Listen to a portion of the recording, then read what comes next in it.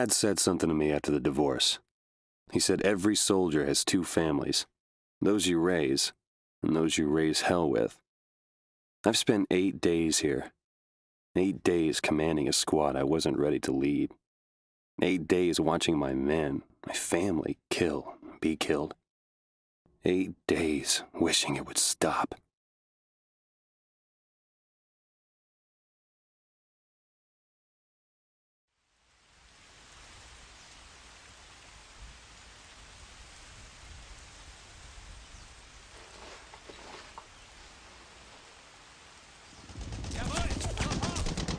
Baker! You okay, Baker? He's fine! Get him on his feet, Tommy!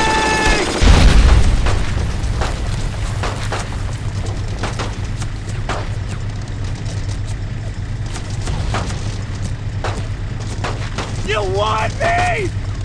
Fucking take me! Take me!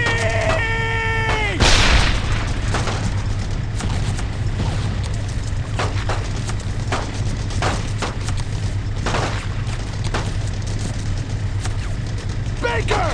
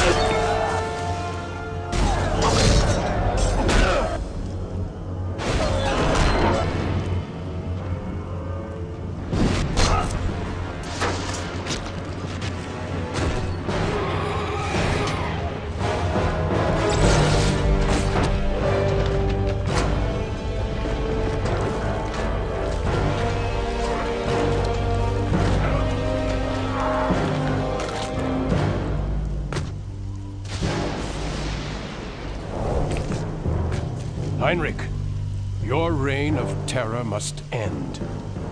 You fool! You know as well as I that I cannot be destroyed.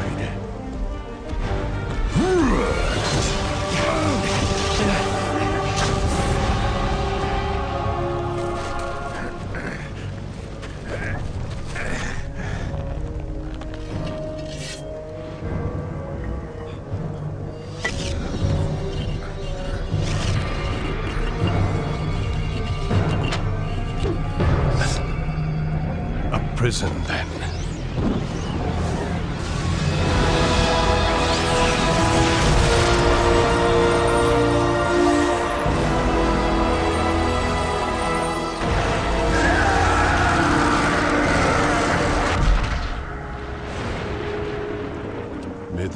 hold off the coming of the storm.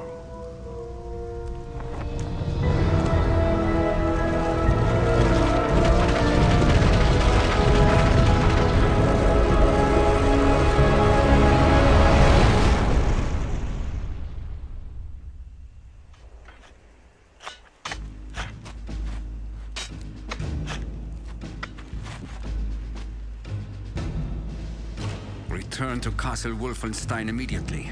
Notify Herr Himmler. We found him.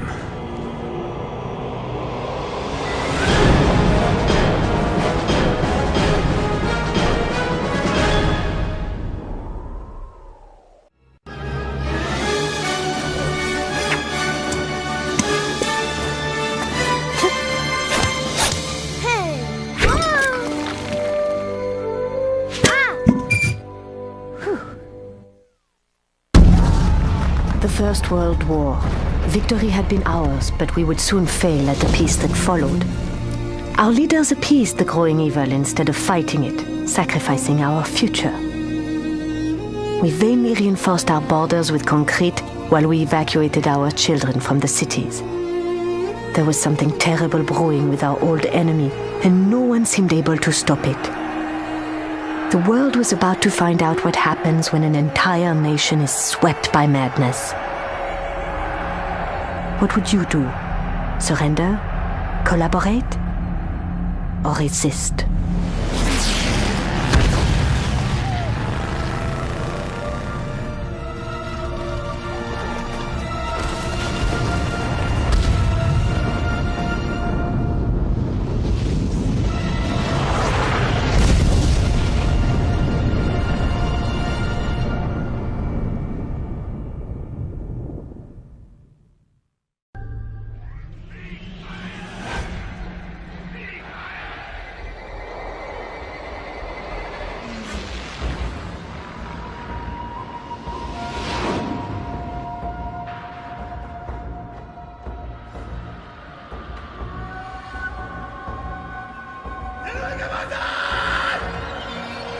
Members of the Senate, of the House of Representatives, yesterday, December 7th, 1941, a date which will live in infamy, the United States of America was suddenly and deliberately attacked by naval and air forces of the Empire of Japan.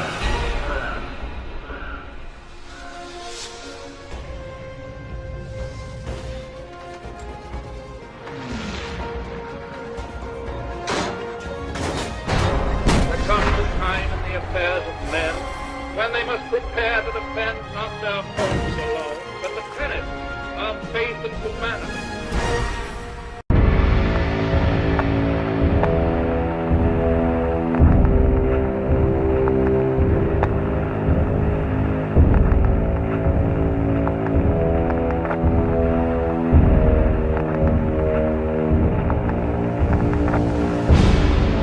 My father was a U.S. diplomat stationed in Berlin. I spent most of my youth there. It was a beautiful city. I'd spent 4 years training at West Point before America joined the war. Now I was back in Berlin, recruited by the OSS because of my knowledge of the city and the language. The Russians' final onslaught had begun at dawn. It was only a matter of days before they would take Berlin completely. I was a sniper. One of an elite unit. Disguised as Germans, we each worked alone, assigned to the most difficult tasks, deep behind enemy lines. But strangely on this mission, the Germans were not my target. What was left of Hitler's military was rapidly falling to the overwhelming forces of our Russian allies. No, I was here because the OSS had learned the Soviet Secret Service, the NKVD, had mounted a top-secret operation aimed at obtaining Germany's atom bomb. If they gained the A-bomb, Stalin would use it to dominate Europe. This was an immense threat to the global balance of power, potentially even a greater threat than the Nazis. So I was here to assist the OSS's efforts to prevent the Soviets succeeding. With World War II not even over yet, I was now one of the first soldiers of a new war. The Cold War.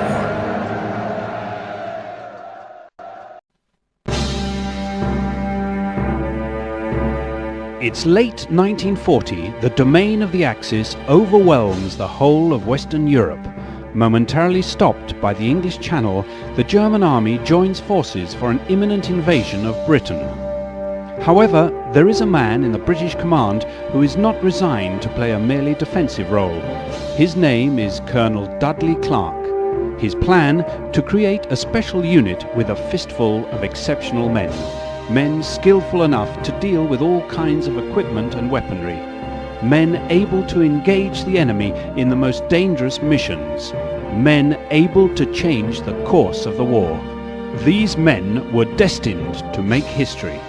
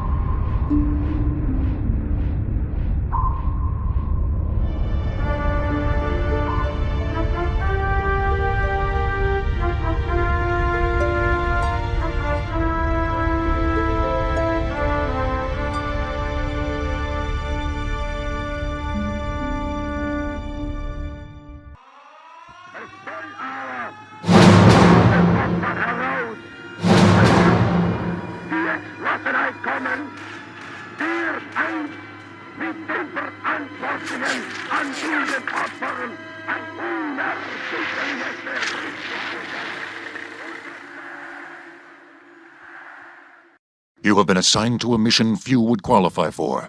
A mission few would survive.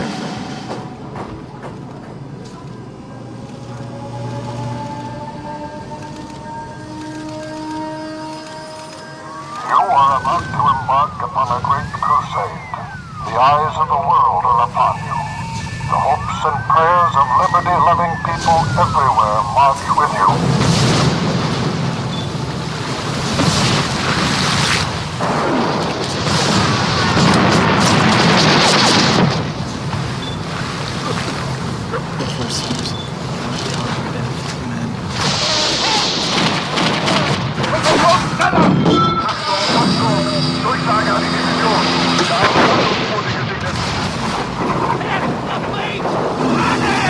Prepare for landing!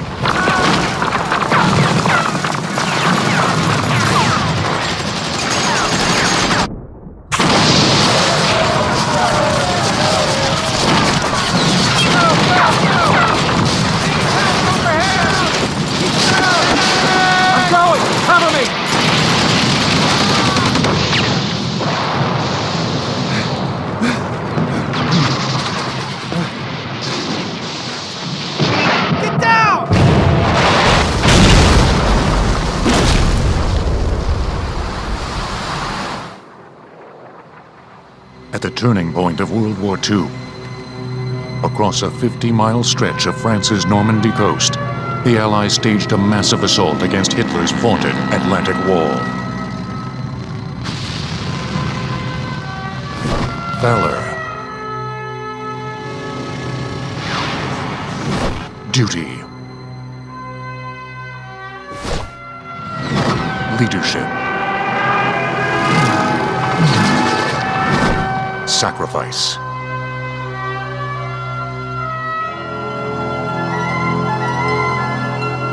Can one man truly make a difference?